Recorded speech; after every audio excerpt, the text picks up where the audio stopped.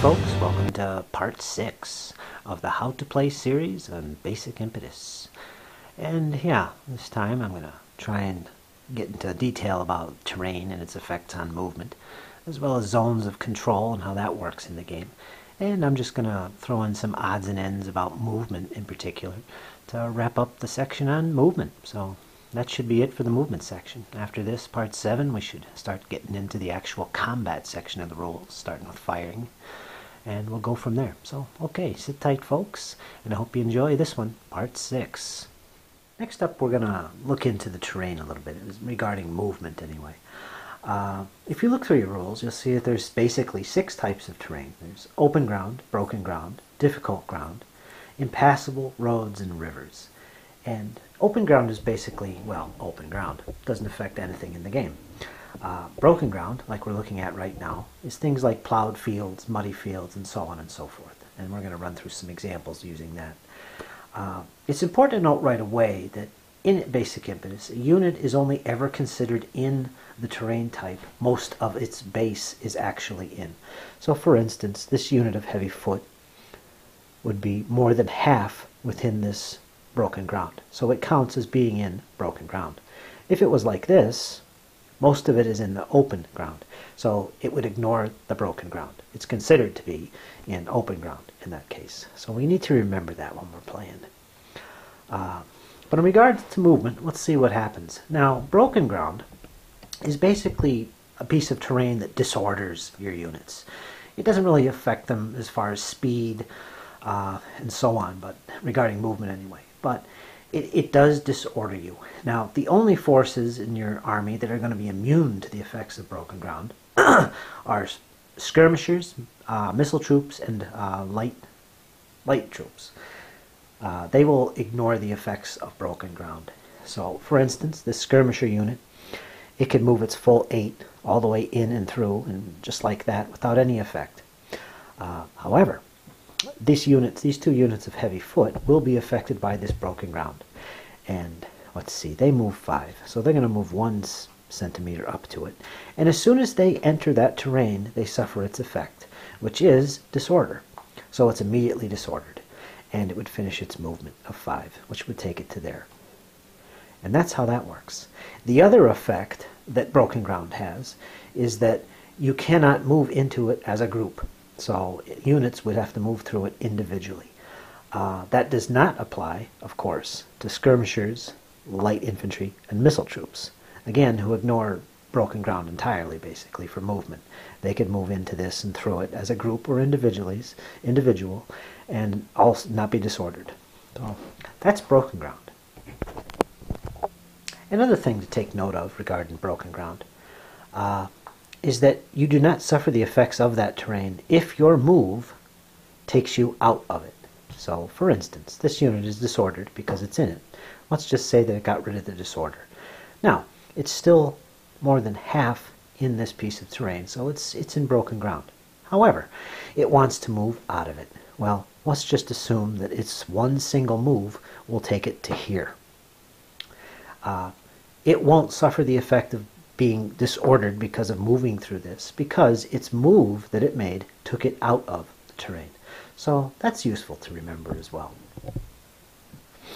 Now, another piece of terrain that we need to look at and has a big impact on movement in the game is what's known as difficult ground. It's your thick forests, your ponds, enclosed fields, and some built-up areas as well. It's basically treated the same way as broken, has similar effects, but it's a little bit more treacherous, you can say. Not only does it disorder units that enter it, but it also reduces movement to 1/2. So if a unit is in it and it moves 8 centimeters in a turn, it will be reduced to 4 centimeters as long as it's moving through that difficult ground. In addition, you cannot move through it as a group. The exception to that would be skirmishers and light infantry. They can move as a group through difficult ground. However, it must be in a column like we have up here. There is a unit or a group of units of skirmishers, light infantry, in column. They could move through this thick forest if they want as a group. But nobody else can do that. It is restricted to a column. Lines couldn't do it. In addition, your light infantry and your skirmishers also are immune to the effect of the disorder that the difficult ground would cause. So they don't suffer that either. Let's take a look at some examples. Move some of these trees. And here we got a heavy foot unit. The normal movement is 5. They are 1 centimeter away from the forest. Well, let's see, they want to get in there. So they're going to move their 1 centimeter forward, and they have 4 centimeters left, which will be in the forest. So that will be halved to 2 in this case. So they'll move their remaining 2 centimeters straight forward into the forest to there, and they become disordered. Now let's move our little column. Now remember, they can move as a group because they're in column. They are skirmishers and light infantry, the only ones that can do that. They are 2 centimeters from the edge. They will move up to the edge. They normally move 8 for the skirmishers and 7 for the light infantry. They'll move 7. They just move 2. So they have 5 centimeters left, which would be in this case halved to 2.5 centimeters into the forest, which would take them to about here. And they would not be disordered, but their movement is reduced. And that's how that works. And like broken ground, if your move takes you completely out of the terrain, you do not suffer its effects. Your movement would be halved in this case. So this unit that moves, let's say it was here for instance, its movement would be reduced from 5 to 2.5. Well, let's assume 2.5 is there. Okay, boom. They suffer the reduction, but they do not suffer the disorder that it causes because their move took them out of the terrain. So that's difficult ground. The next piece of terrain we're going to discuss is impassable terrain. That's basically things like large waterways, bodies of water like lakes and ponds and cliff edges and things of that sort. Basically the effect of that on the game is that nobody can actually move into those pieces of terrain. You have to move around them. Next up you have roads, like you can see in front of you. And as long as that road is covered by your base, which it is in these cases in front of you, you can gain the benefits of moving along a road, which is to increase your movement by 50%. And you can move as a group or as individuals, take advantage of that. In the case here, I have a group of heavy cav who move 8, and if they stay together as a group or move individually, they will move 8 plus half of that, which would make it 12 units, or 12 centimeters actually, along the road. With these units, same kind of thing. They'll get a 50% increase to their move. The other advantage to roads is that you can follow them along their path, even if they make turns along their way. You don't actually have to wheel your units, as we discussed earlier, and suffer any penalties for that, or whatever, no disorder. You just follow along, turn as you go, and you're all good. So roads are pretty useful. And finally we come to rivers. Basically there's 2 types. There's the ones that can be crossed and the ones that can't be crossed. Can't be crossed are basically treated as impassable. If they can be crossed, and again you have to agree with your opponent beforehand which type it is.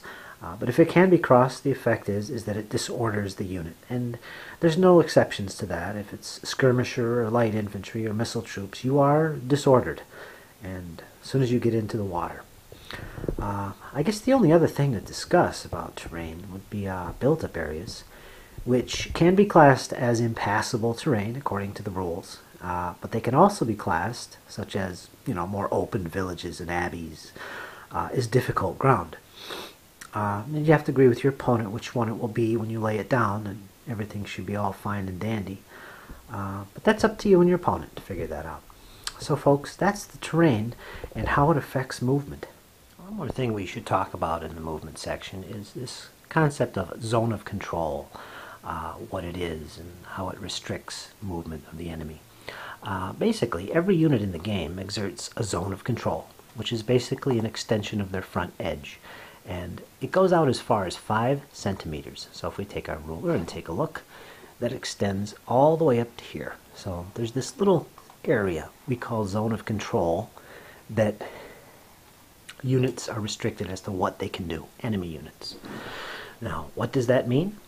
Well, if I'm in the unit's zone of control, I'm restricted as to what kind of movements I can do.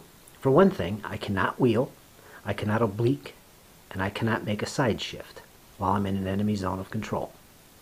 The only things I can do is move straight forward, a straightforward move, towards the unit exerting the zone of control, like that, or move straight back, away from the unit exerting the zone of control, which would be like that. And there's one other thing we need to keep in mind regarding zones of control, and that is when the enemy unit exerting the zone of control on our friendly unit is not within the front facing of the unit we're concerned with, this unit, the options change a little bit. When this occurs, like it does here, and again, we measure the front in this case as the continuation of the front, like as if it was exerting its own zone of control, like this, for instance. And as you can see, this unit exerting the zone of control on us is not in our front. So the options change here. No longer does this unit have the option of backing away, making a rear move, or moving forward towards the unit exerting the zone of control, because basically it could not contact them, and it therefore wouldn't be straightforward toward that enemy unit. So its option in this case, besides standing still and doing nothing, is to move forward, straight ahead. However, if they do make that option, they automatically become disordered. So we need to keep that in mind when this situation occurs where, yeah, we're in the zone of control of an enemy unit, but that unit exerting that zone on us is not in our front. So when that's the case, if we move, it has to be straightforward and it will disorder us. Any other case, like this for instance, we could move straight forward toward the enemy or straight back away from the enemy. And those are our options. Now, there are moments when a unit's zone of control that it exerts does not apply. It's nullified. And that occurs if the unit is disordered. If the unit's disordered, it no longer exerts a zone of control. So units can move as normal through there.